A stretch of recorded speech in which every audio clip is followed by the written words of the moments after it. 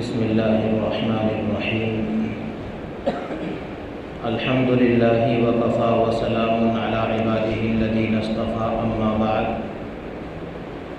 فأعوذ بالله من الشيطان الرجيم بسم الله الرحمن الرحيم اليوم أكملت لكم دينكم وأتممت عليكم نعمتي ورضيت لكم الإسلام دينا وقال تبارك وتعالى إنما يخشى الله من عباده العلماء وقال تبارك وتعالى والعصر إن الإنسان لفي خسر إلا الذين آمنوا وعملوا الصالحات وتواصوا بالحق وتواصوا بالصبر صدق اللہ المولانا العظیم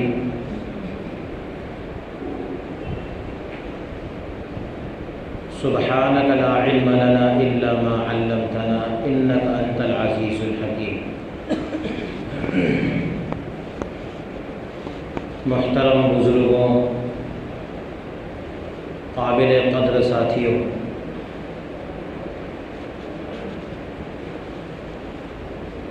اللہ تعالیٰ نے جو مذہب اسلام ہم مسلمانوں کو عنایت کیا، یہ اسلام کامل اور مکمل ہے۔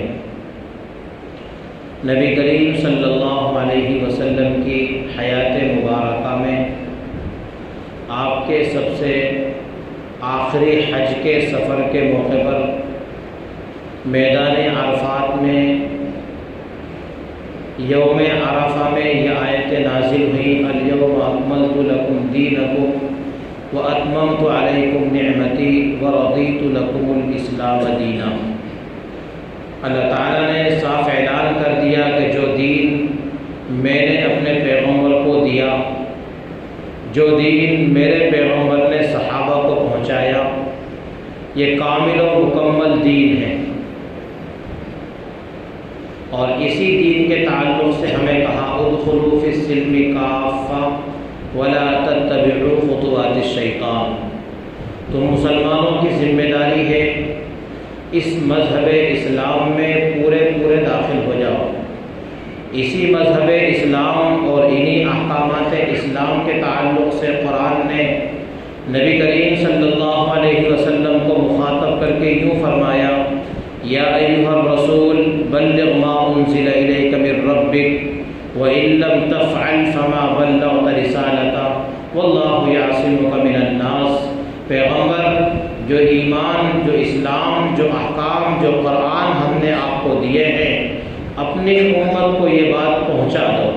بلغ ما انزل الیک من ربک، اور نبی کریم صلی اللہ علیہ وسلم کو یہ بھی فرما دیا وَإِن لَّمْ تَفْعَلْ فَمَا بَلَّغْتَ رِسَالَتَهُ۔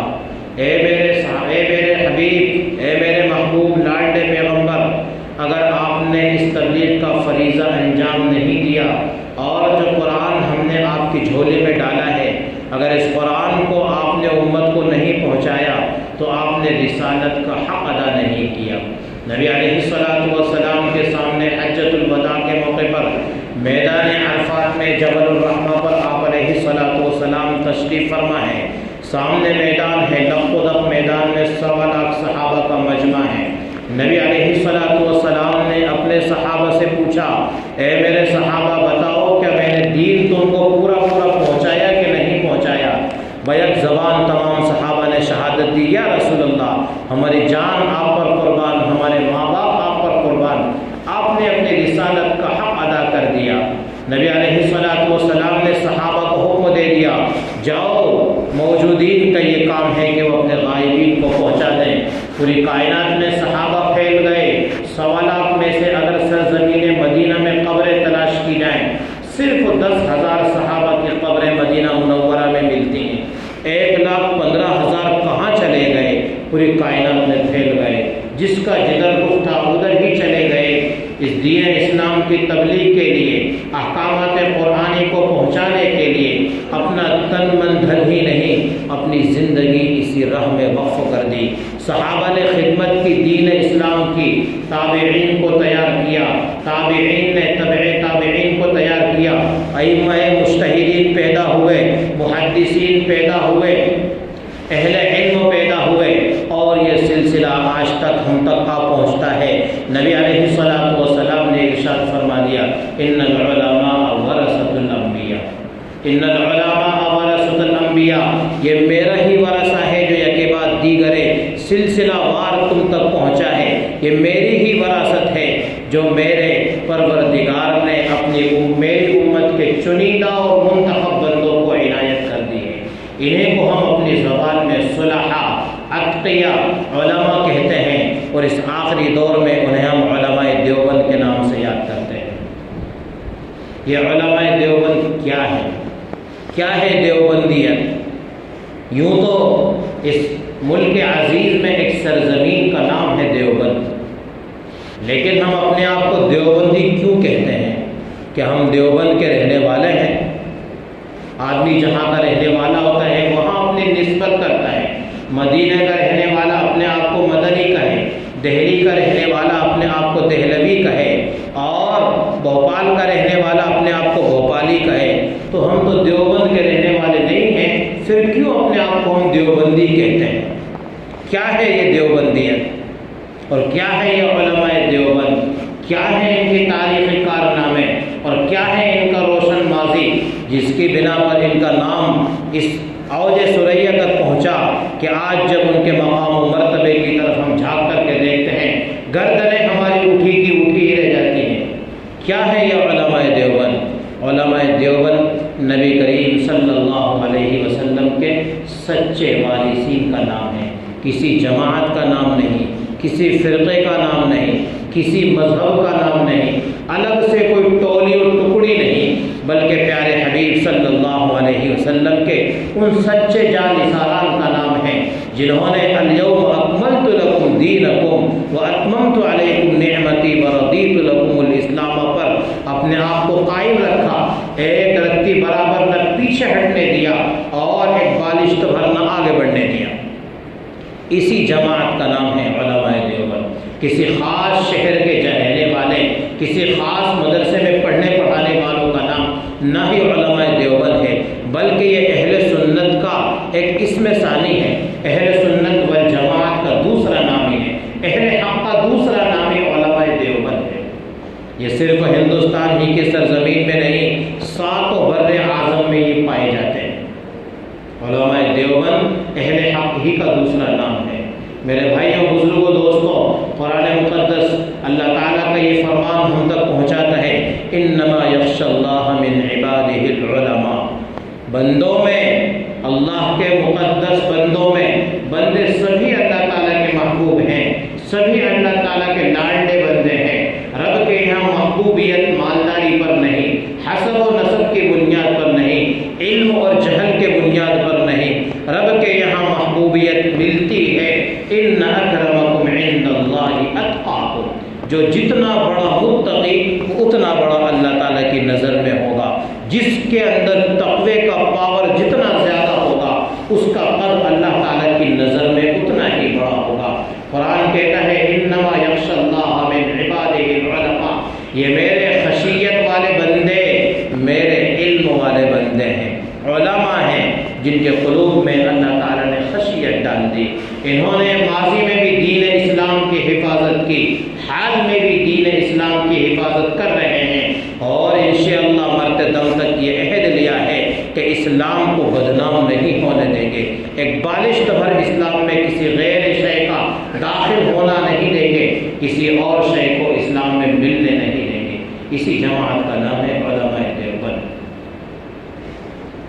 جن کے سرخیر حضرت مولانا محمد قاسم نانوتوی رحمۃ اللہ علیہ ہیں۔ ہندوستان کی سرزمین میں مسلمانوں کا خاتمہ ہو رہا تھا۔ دہلی کے اندر، فقط دہلی کی سرزمین میں 1250 مدارس پر بلڈوزر چلایا جا چکا تھا، مدارس کو ختم کر دیا گیا تھا۔ پنجاب کی سرزمین میں مسجدیں ویران ہو گئی تھیں اور آج بھی ویرانی کی داستان سنا رہی ہیں، اور یہاں وہاں جو کچھ اسلامی سلطنت تھی سب کے چراغ ٹمٹما رہے تھے، بجھ گئے تھے۔ آخری دور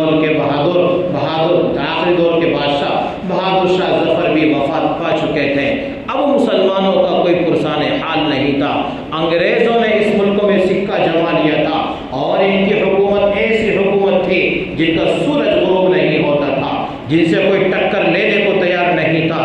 اپنی سلطنت کا، اپنے رعب و دبدبے کا سرزمین ہندوستان میں لوہا منوا چکے تھے۔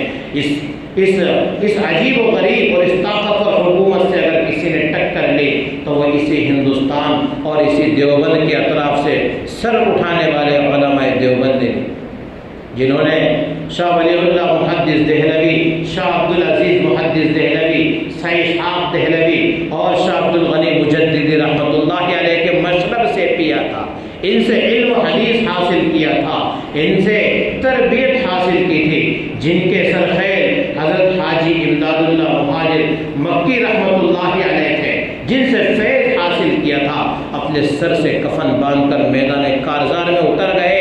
1857 کی ناکامی کا جب منہ دیکھا، پھر افسوس ہونے لگا، آخر فکر ہونے لگی کون سی چیز ایسی ہو سکتی ہے جو ہمارے ایمان کو، ہمارے مذہب کو بقا دے سکے، کیسے اپنے ایمان کا، اسلام کا تحفظ ہم کر سکتے ہیں، کیسے اپنے ایمان کی، مسلمانوں کی داڑھیوں کی حفاظت کر سکتے ہیں، ان کے ٹوپی اور کرتے کو ہم بچا سکتے ہیں، کیسے اپنی ماں اور بہنوں کی عزت و ناموس کو ہم حفاظت کر سکتے ہیں۔ یہ جماعت نے سر جوڑ کر کے فکریں اوڑھنا شروع کی۔ اسی جماعت کے سرخیل حضرت قاسم نانوتوی رحمۃ اللہ علیہ سو گئے، فکریں لے کر کے سو گئے۔ پیارے حبیب صلی اللہ علیہ وسلم تشریف لائے، پیارے حبیب صلی اللہ علیہ وسلم نے اپنے محبوب، اپنے عاشق کو غم میں دیکھا، بشارت سنا دی ایک ادارہ قائم کرنے کی، اور وہ وہی ہے جس کو ہم دارالعلوم دیوبند کہتے ہیں۔ قاسم نانوتوی رحمۃ اللہ علیہ عشق نبی میں چور اور مست آدمی تھے، عشق نبی میں چور آدمی تھے، اتنا متبع سنت آدمی۔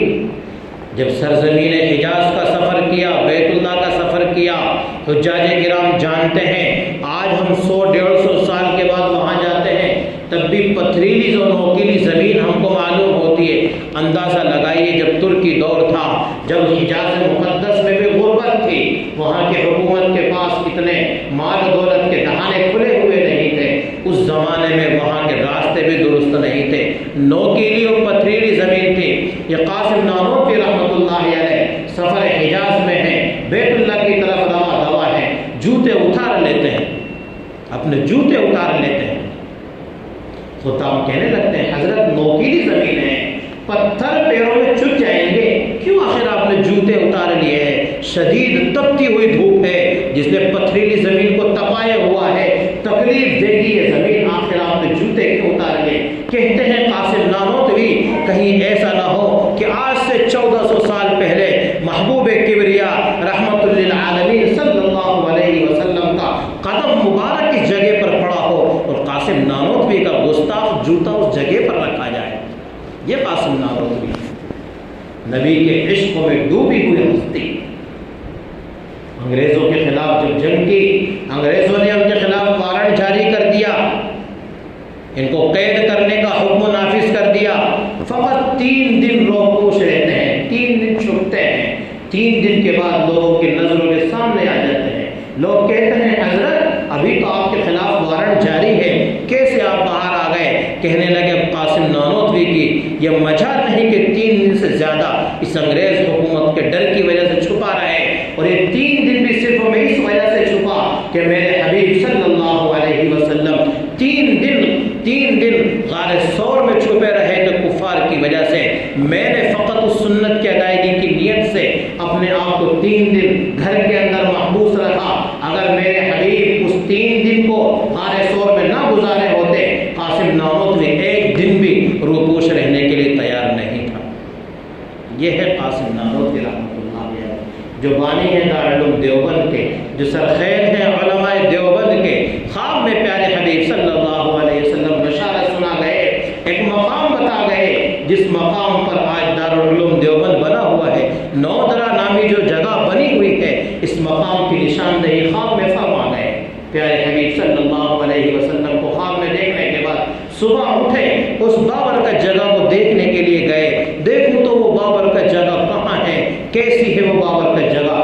دیکھتے ہیں کہ وہی نشانات زمین پر موجود ہیں جو نبی علیہ الصلوۃ والسلام نے خواب میں بتا دیے۔ وہ نشانات موجود ہیں۔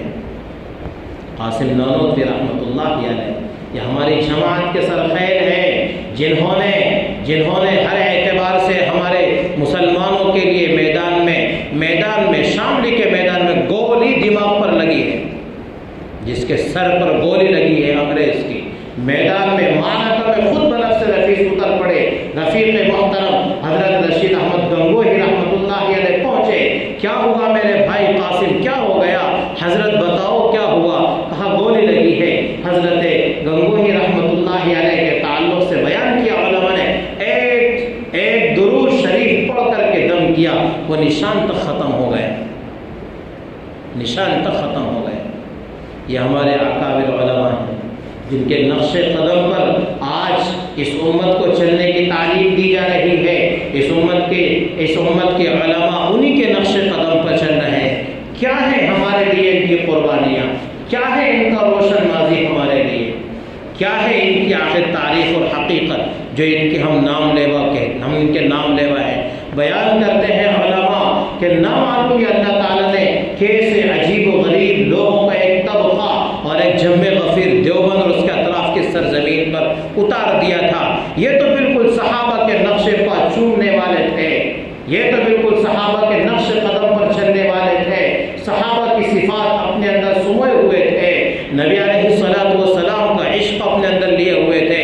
اسی دارالعلوم دیوبند کے جو سب سے پہلے سرپرست اعلیٰ منتخب ہوئے حضرت مولانا رشید احمد گنگوہی رحمۃ اللہ علیہ، حضرت مدنی شیخ الاسلام حسین احمد مدنی رحمۃ اللہ علیہ سرزمین مدینہ منورہ سے گنگو لوٹے، اپنے شیخ کی خدمت میں حاضری دی۔ حضرت گنگوہی رحمۃ اللہ علیہ سے جب ملاقات کے لیے پہنچے اور محفل میں جتنے بھی لوگ تھے سب کو مدینے کی کھجوریں پیش کی، حضرت گنگوہی رحمۃ اللہ علیہ کہنے لگے، بھائیوں کھجوریں کھا لینا، گٹھلیاں مت پھینکنا، گٹھلیاں سب ساری جمع کر لینا، کھجوریں کھا لو، گٹھلیاں مت پھینکنا۔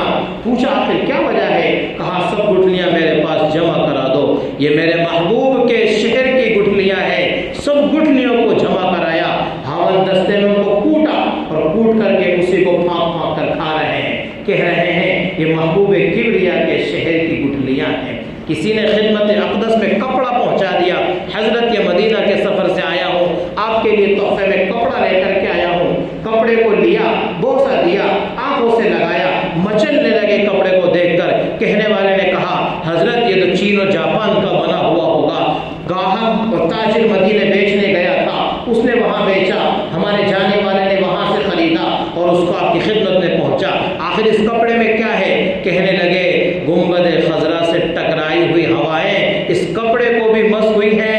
یہ عشق تھا ہمارے علماء کے قلوب میں، یہ عشق تھا ہمارے اکابرین کے قلوب میں نبی علیہ الصلوۃ والسلام کا۔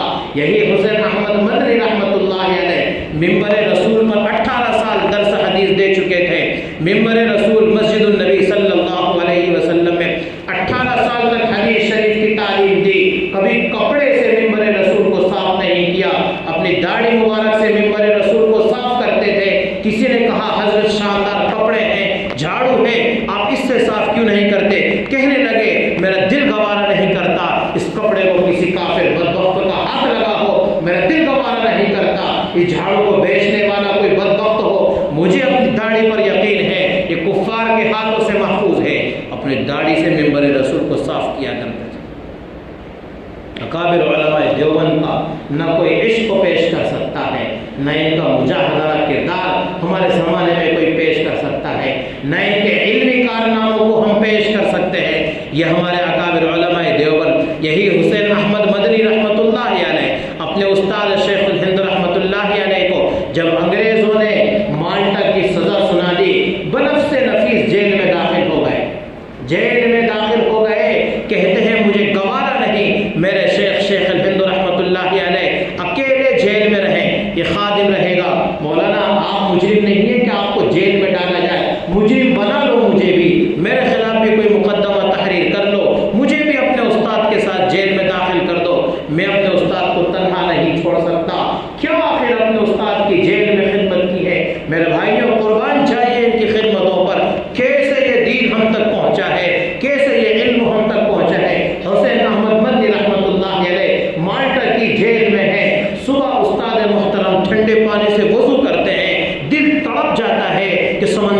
بیچ میں اور ایسی جگہ میں ٹھنڈی کے موسم میں نہیں، بوڑھے شیخ الہند محمود الحسن اس ٹھنڈے پانی سے وضو کرتے ہیں، میری طبیعت گوارا نہیں کرتی۔ شیخ الہند رحمۃ اللہ علیہ کے محبوب لاڈلے شاگرد شیخ الاسلام حسین احمد مدنی جو ہمارے سرخیر حضرت مولانا ارشد مدنی دعوت برکاتہم العالیہ کے والد محترم ہے، رات بھر لوٹے کو اپنی بغل میں دباتے، کبھی اپنے پیٹ اور ران کے بیچ میں رکھتے، جسم کی حرارت سے پانی کی ٹھنڈک کو ختم کرتے، اپنے جسم کی گرمی سے ٹھنڈے لوٹے کو جتنا ہو سکتا رات بھر گرم کرنے کی کوشش کرتے۔ صبح کے وقت میں شیخ الہند کو وہ گرم پانی اپنے جسم سے تپایا ہوا گرم پانی پیش کرتے۔ ایک روز شیخ الاسلام کی آنکھ لگ گئی، صبح میں شیخ الہند کو ٹھنڈا پانی ملا۔ کیا بات ہے بیٹے حسین احمد، کیا وجہ ہے آج گرم پانی نہیں ملا؟ رونے لگے، حضرت معاف فرما دینا، آج میری رات میں آنکھ لگ گئی تھی، میں گرم پانی نہیں کر سکا۔ کیا مطلب آنکھ لگ گئی گرم پانی نہیں کر سکا؟ کہنے لگے حضرت روزانہ اپنے جسم سے گرم پانی کر کے آپ کی خدمت میں پیش کرتا تھا، آج میری آنکھ لگ گئی، میں گرم پانی آپ کی خدمت میں پیش نہیں کر سکا۔ رمضان کا مہینہ ہے، استاد شاگرد جیل میں ہیں، دونوں حافظ نہیں ہے، اتفاق کی بات ہے دونوں حافظ قرآن نہیں۔ افسوس، کہنے لگے شیخ الہند رحمۃ اللہ علیہ حسین احمد بڑا قلق ہو رہا ہے، بڑا افسوس ہو رہا ہے، زندگی کا پہلا رمضان ایسا جائے گا جس میں قرآن کریم نہ سن پائیں گے نہ سنا پائیں گے، پہلا رمضان ایسا گزرے گا جس میں قرآن کریم کون سنائے گا؟ نہ تم حافظ ہو نہ میں حافظ ہوں۔ کہنے لگے حسین احمد مدنی رحمۃ اللہ علیہ حضرت فقط دعا کی درخواست ہے، یہ خاتمہ آپ کا تیار ہے، یہ انشاءاللہ آپ کو پارا سنائے گا، قرآن سنائے گا۔ ارے حسین تم حافظ نہیں ہو، کیسے سناؤ گے؟ بس دعا کرنا آپ کا کام ہے، بقیہ کام میرا ہے۔ روزانہ صبح سے شام تک قرآن کریم کو لے کر کے بیٹھ جاتے، صبح تہجد سے لے کے رات تراویح کا قرآن کریم پڑھتے رہتے، ایک پارا روزانہ قرآن کریم کو حفظ یاد کرتے، رات میں استاد کو تراویح میں سنا دیتے۔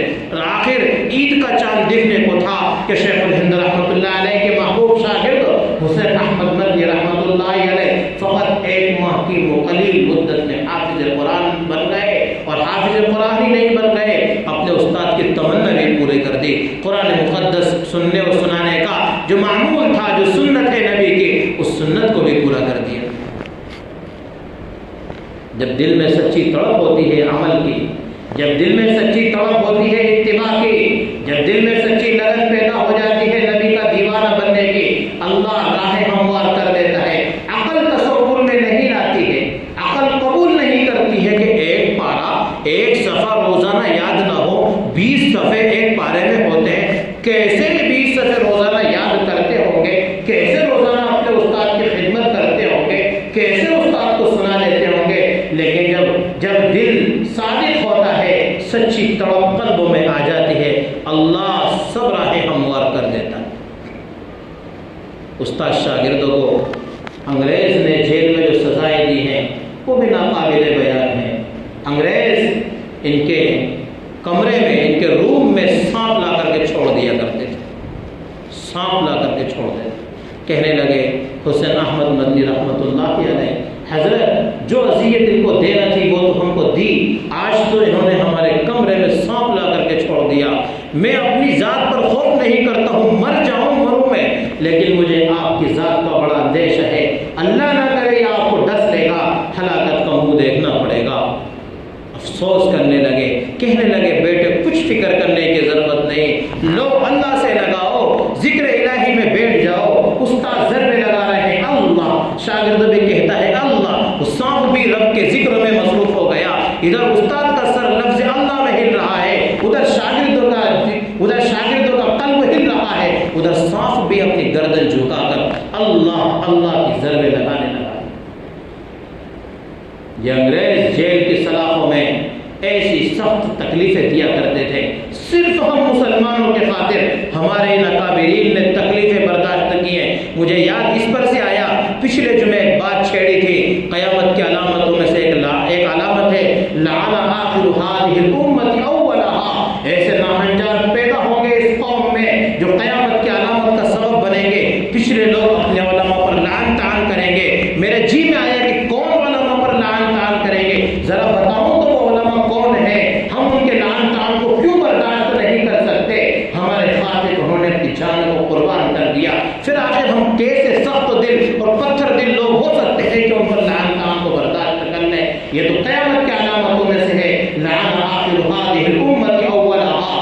امت کے بدبخت بعد کے لوگ اپنے اکابر پر زبانیں کھولیں گے، ان کے خلاف زبان درازیاں کریں گے۔ میں نے چاہا کہ بتا دوں کہ وہ کون ہیں جن کو ہم اکابر کہتے ہیں، وہ کون ہیں جن کو ہم اپنا سرخیل کہتے ہیں۔ انگریز جب شیخ الہند رحمۃ اللہ علیہ کو اسی مالٹا کی جیل میں تپتی ہوئی سلاخوں پر لیٹاتا تھا اور گرم گرم سریوں سے ان کو تکلیف دیا کرتا تھا، کمر پر جتنا بھی گوشت تھا پورا گوشت پگھل گیا تھا، ختم ہو گیا تھا، پورا گوشت ختم ہو گیا تھا۔ سرزمین دیوبند میں جب انتقال ہوا، دیوبند میں جب جنازہ تیار کرنے کے لیے کپڑے جسم سے اتارے گئے، غسل دینے کے لیے لوگوں کی چیخیں نکل گئیں، یہ کیا ماجرا ہے کہ شیخ الہند کی کمر پر فقط ہڈیاں ہی ہڈیاں ہیں، گوشتوں کا نام و نشان نہیں۔ ادھر شیخ الاسلام کلکتہ میں درس حدیث دے رہے تھے، جیسے ہی استاد کے وفات کی خبر لگی کلکتہ سے دیوبند کے لیے روانہ ہو گئے۔ قاسم حضرت شیخ الہند رحمۃ اللہ علیہ کے جنازے میں پہنچے، لوگوں نے پوچھ لیا آپ ہی ان کے سب سے محبوب شاگرد ہو، آپ ہی نے سفر و حضر میں ان کی رفاقت اختیار کی ہے، آپ ہی بیان کر سکتے ہیں کہ کیا وجہ ہے کہ شیخ الہند کی قبر پر گوشت نام کو بھی نہیں ہے۔ رونے لگے، کہا میرے استاد نے مجھے سے وعدہ لیا تھا، اے حسین احمد میری زندگی میں میرا راز فاش مت کرنا، میری زندگی میں میرا راز مت کھولنا۔ میں نے بھی اپنے استاد کی اس بات کا اتنا لحاظ رکھا، پوری حیات مبارکہ ان کا راز فاش ہونے نہیں دیا۔ یہ میرے شیخ کی کمر پر انگریزوں کی گرم سلاخیں چپکتی تھیں، جس کا نتیجہ یہ ہے کہ کمر سے گوشت ختم ہو گیا، صرف ہڈیاں ہی ہڈیاں رہ گئی۔ کیوں؟ کسی جرموں کی اس نتیجے میں جیل میں گئے تھے، کہیں لوٹ کھسوٹ کی تھی، کسی کو مارا تھا، کسی کو قتل کیا تھا؟ نہیں، صرف تحفظ اسلام اور ہم مسلمانوں کی بقا کے خاطر جیل کی سلاخوں میں یہ صعوبتیں ہمارے اکابرین نے برداشت کی تھی۔ یہی وہ شیخ الہند ہے جن کو دنیا محمود حسن کہتی ہے، یہی وہ دیوبند کے پہلے طالب علم ہیں جن کو حضرت نانوتوی رحمۃ اللہ علیہ کے اشارے پر ملا محمود حسن نے انار کے درخت کے نیچے بٹھا کر الف با تا سا پڑھایا تھا۔ کیا پتا تھا دنیا کو یہ الف با پڑھنے والا کون ہوگا؟ کیا پتا تھا دنیا کو یہ علماء دیوبند کا سرخیل بن جائے گا؟ کیا پتا تھا دنیا کو یہی ہندوستان کی آزادی کا بیڑا اپنے سر اٹھائے گا، یہی تحریک ریش میں رومال چلائے گا؟ کس کو پتا تھا کہ اس کے شاگردوں میں اشرف علی تھانوی پیدا ہوں گے، علامہ کشمیری پیدا ہوں گے، مولانا عبید اللہ سندھی پیدا ہوں گے، جس کے شاگردوں میں حسین احمد مدنی جیسے پیدا ہوں گے؟ کون جانتا تھا اس گمنام بچے کو؟ میرے بھائیوں دوستوں، یہ مدرسے میں جو معصوم بچے پڑھتے ہیں، کسی کو کبھی حقیر نہ جاننا۔ انہی میں کوئی شیخ الہند چھپا ہوگا، انہی میں کوئی الیاس کاندل بھی بیٹھا ہوگا، انہی میں کوئی اشرف علی چھپا ہوگا، انہی میں کوئی حسین احمد مدنی ہوگا، انہی میں کوئی قاسم نانوتوی بیٹھا ہوگا۔ یہ الف با تا انار کے درخت کے نیچے بیٹھ کر پڑھنے والا بچہ دنیا بعد میں شیخ الہند کہتی ہے، اور جس نے شیخ الہند کی کا لقب دیا گستاخی کی اس نے۔ یہ شیخ الہند ہندوستان کے ہی شیخ نہیں، شیخ العالم تھے، یہ تو شیخ العربی والعجم تھے، کائنات کے شیخ تھے، جن کے شاگردوں میں اشرف علی جیسے مصنف پیدا ہو، 1000 کتابیں اپنے قلم سے لکھی، ہزاروں صفحات جن کے قلم سے امت کے لیے لکھ کر کے چھوڑ گئے۔ وہ اشرف علی تھانوی جس نے ہزاروں لوگوں کو راہ ہدایت دکھائی، جس نے لاکھوں انسانیت کی رہنمائی کی، وہ اشرف علی تھانوی کے یہ شیخ تھے۔ یہ شیخ الہند نہیں، شیخ العالم تھے، جن کے شاگردوں میں علامہ انور شاہ کشمیری رحمۃ اللہ علیہ جیسے لوگ پیدا ہوئے، جن کے تعلق سے محقق علماء یہ کہتے ہیں، ایسا لگتا ہے کہ 3ری 4تھی صدی میں کوئی علماء کا قافلہ جا رہا تھا اور اسی قافلے سے انور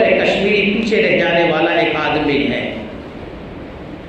انہی کے نقش قدم پر چلنے والا، انہی کے جیسا گہرا علم رکھنے والا انور کشمیری رحمۃ اللہ علیہ۔ کیا قربانیاں ہیں بہاولپور کے مقدمے میں جب قادیانیت نے سر اٹھایا اور انگریزوں کی غلامی کی، قادیانیت نے یہ بیماری کے عالم میں جس کو آپ مرض الوفات بھی کہہ سکتے ہیں، سخت بواسیر لگا ہوا ہے، سرزمین دیوبند سے بہاولپور کا سفر کرتے ہیں، انگریز کی عدالت میں کھڑے ہو کر مقدمہ دائر کرتے ہیں، انگریز کے سامنے، انگریز جج کے سامنے قادیانی جب کوئی دلیل خلاف پیش کرنے لگتا ہے، کوئی غتربود کرنے لگتا ہے، عبارت میں تبدیلی سے کام لیتا ہے، یہی علامہ کشمیری رحمۃ اللہ علیہ سر اٹھا کر کہتے ہیں اگر اس کی عبارت صحیح ہو میں ابھی اپنی ناکامی لکھ دیتا ہوں۔ میں نے آج سے 36 سال پہلے اس کتاب کا مطالعہ کیا تھا، جس کتاب سے یہ حوالہ دے رہا ہے مجھے صفحہ نمبر بھی یاد ہے، مجھے اس کی سطر نمبر بھی یاد ہے، مجھے حرف کو عبارت یاد ہے۔ یہ شخص غدر سے کام لے رہا ہے، دھوکے سے کام لے رہا ہے۔ یہ انور کشمیر رحمۃ اللہ علیہ، جس نے علامہ اقبال جیسے شاعر مشرق محقق کو توبہ کرائی۔ علامہ کشمیری رحمۃ اللہ علیہ بھی چلے گئے تھے ادھر، انگلینڈ سے ڈاکٹریٹ کی تعلیم لے کر کے آئے تھے، انگریز بڑا چالاک ہے، انہوں نے پھسلا لیا، بہت کام کے آدمی تھے علامہ اقبال رحمۃ اللہ علیہ، لیکن ایک ملاقات انور کشمیری سے ہو گئی، فوراً توبہ کروا لی۔ یہ ہمارے اکابر علماء ہیں جنہوں نے ہمارے خاطر جیل کی صعوبتیں برداشت کی، میوات کی سرزمین میں الیاس نے پتھر کھائے، حضرت شیخ زکریا رحمۃ اللہ علیہ نے مشقتیں برداشت کی، حضرت قاسم نانوتوی نے انگریزوں کی گولیاں کھائیں، حضرت گنگوہی میدان جنگ میں نکل کر کے باہر آئے، جیل کی سلاخیں برداشت کی، اور اسی پر بس نہیں، جب حسین احمد مدنی رحمۃ اللہ علیہ نے فتویٰ دے دیا انگریز تیری فوج میں ہم مسلمانوں کا بھرتی ہونا حرام ہے، کراچی کے عدالت میں پیش کیا گیا، کراچی کی عدالت میں پیش کیا گیا، حسین احمد مدنی رحمۃ اللہ علیہ کراچی کی عدالت میں موجود ہے، انگریز کہتا ہے بدر حسین احمد اپنے بیان کو بدل دے، میرے قلم میں طاقت ہے، میرے تلوار میں طاقت ہے، تجھے پھانسی کی سولی دے دوں گا۔ حسین احمد مدنی رحمۃ اللہ علیہ نے بیگ کھولا، سفید کپڑا نکالا، یوں بلند کر کے کہنے لگے، یہ حسین احمد جب دیوبند سے چلا تھا کفن اپنے ساتھ لے کر کے چلا تھا،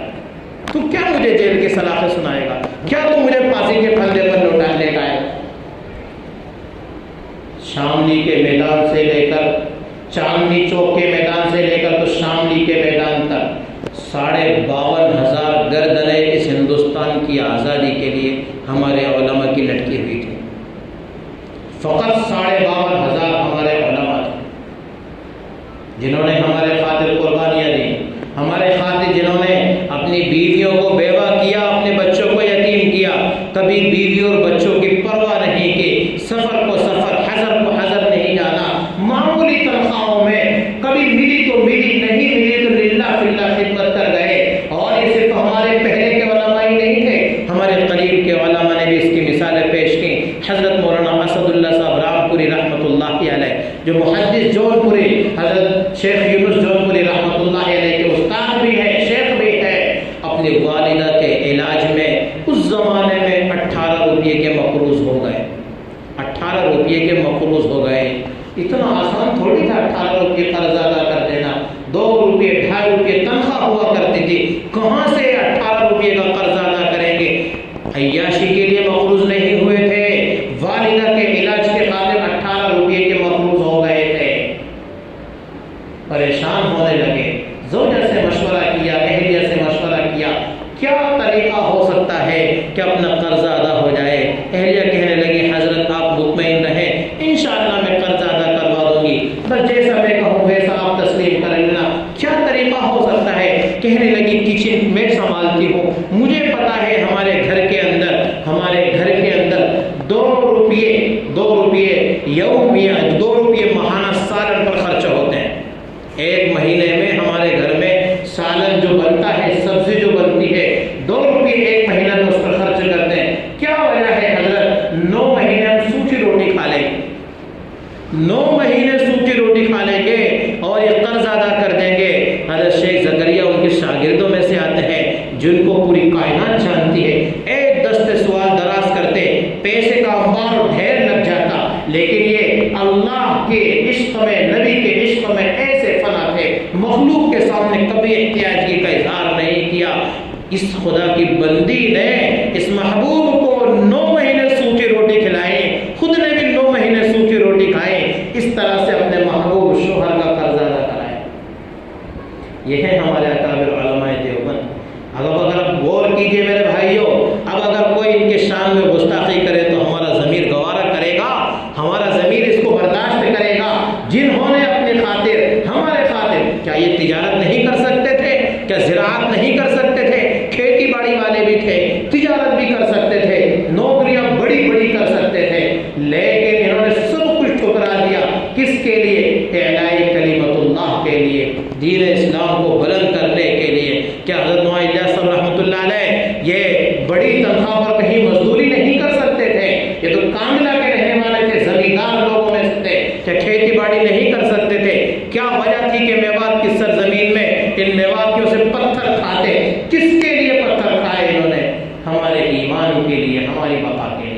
یہی شیخ الہند رحمۃ اللہ علیہ جو شیخ العالم ہے، علماء کے سرخیل ہیں، مجلس لگی ہوئی ہے، جیل سے رہا ہو کر کے آئے.